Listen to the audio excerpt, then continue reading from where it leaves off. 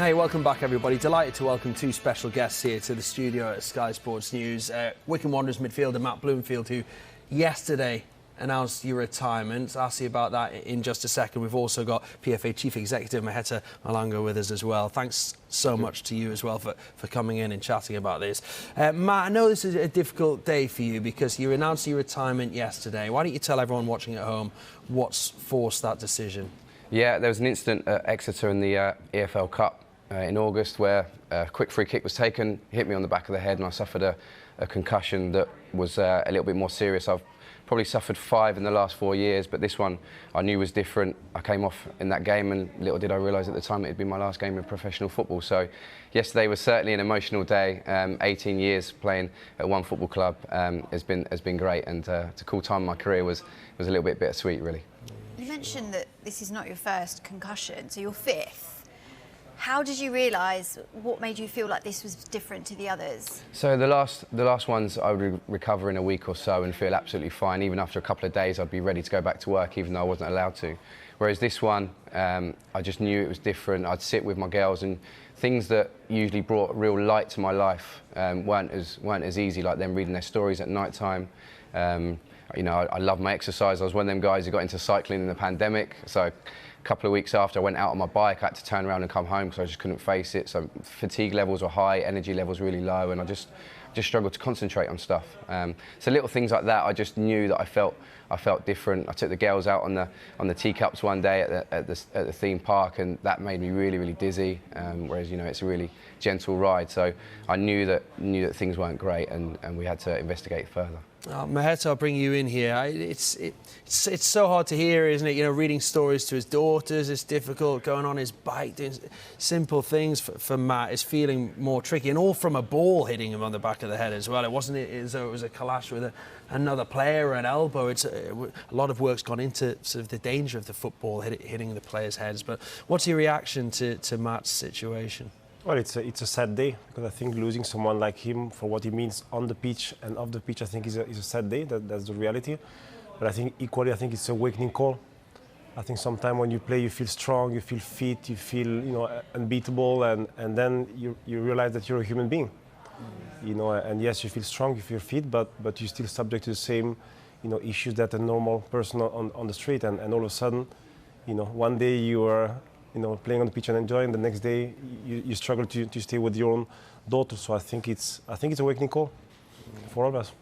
Matt, you've been fairly vocal in how suspected concussions are checked in the past.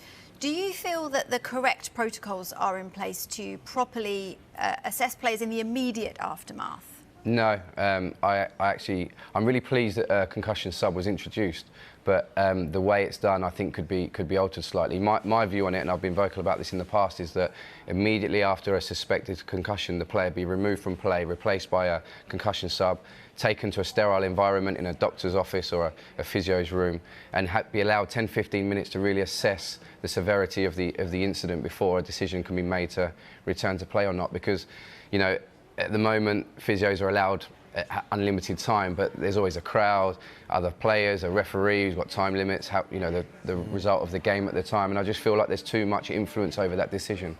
And obviously, with my experience, I knew that I would tell a doctor and a physio anything it took just to carry on with the game, because as footballers, it's really important that we play. Like, I was always driven to stay on the pitch no matter what. So I do think that players need to be removed from that environment, taken away to a sterile environment, and a proper decision can be made. Yeah, I was going to ask you about that. How much of it, should the decision be taken out of the player's hand? Because, like you say, the footballers are rarely, and a lot of footballers have told us this, and former players, they're rarely going to say, I want to come off. So does that decision just need to come completely away from them? Totally, yeah. It can't be, not 1% can be left in the players' favour, because I know from personal experience, I'd do anything to stay on the pitch, because you might be near to getting a big result. You're important. You want to play. Your whole livelihood rests on making appearances and being part of the team. So you do anything to stay on. But brain injuries and your brain health is far too important for a result to be an affecting factor. So the players need to be taken away for their own benefit. Maheta, Matt makes an excellent point there, doesn't he, about anyone would want to stay on the field. They've got the fans out there, they've got their teammates, their manager. they don't want to let anyone down.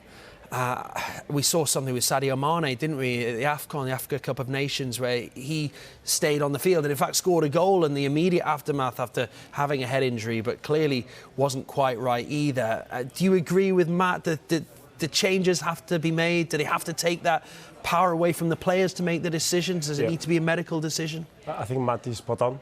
I think he's one of those where you need to protect the player against himself or herself, and to protect him or her against the club's interest, the manager's interest, because the player is desperate to come back on, because that sometimes if you're sub, then someone comes in and you may then do well, and then you'll be sitting out.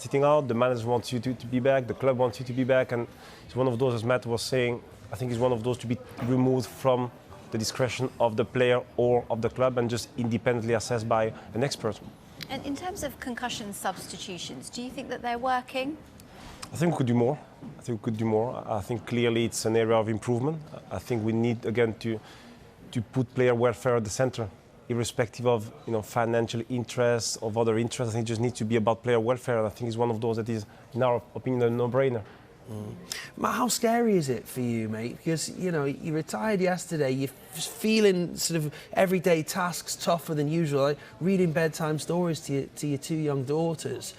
You don't know at this stage, I guess, what the future may hold. That must be awfully scary for you and your family. Yeah, I think, some everyday activities like being on a training ground. I've been on a training ground full time for 21 years since I left school, and never worried about balls being kicked and flying around, whereas now it's, I'm on edge a little bit nervous when people are kicking balls around. So little things like that, I saw my granddad suffer with dementia at the end of his days, and the stats are that footballers are 3.5 times more likely to suffer with dementia than the man on the street. So your grandfather, he was a footballer? No, he wasn't, but I saw the way he suffered with dementia. I see. And now with the stats coming out that footballers are 3.5 times more likely, that thought is in your mind, especially considering the injuries that I've had over my career. So the fear is there, the concern is there, and that's why when the doctors told me I had to retire, I had to take that advice, because your brain health is so important. And has your memory been affected at all?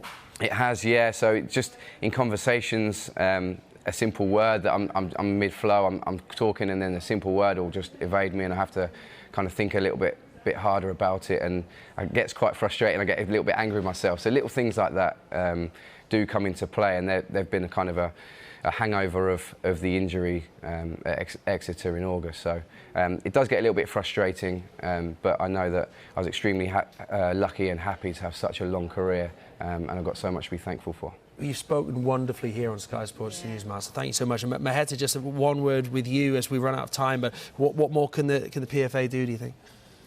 I think listening to those stories, and not just listening, but then acting upon that, and try to continue pushing the various stakeholders to understand that it needs to be about player welfare, and ultimately, without players, there's no game, and hence we need to listen to their concerns. And I think to the players is just realizing that, you're still a human being. And so think a bit broader, think about what this implies to you long term. And so it's a double message, is to the stakeholders to really put player welfare at the center, and to the players just to be conscious of the fact that, yes, you feel strong, but you're a human being. Thank you so much for sharing your story with us as well. It's been great to have you both on.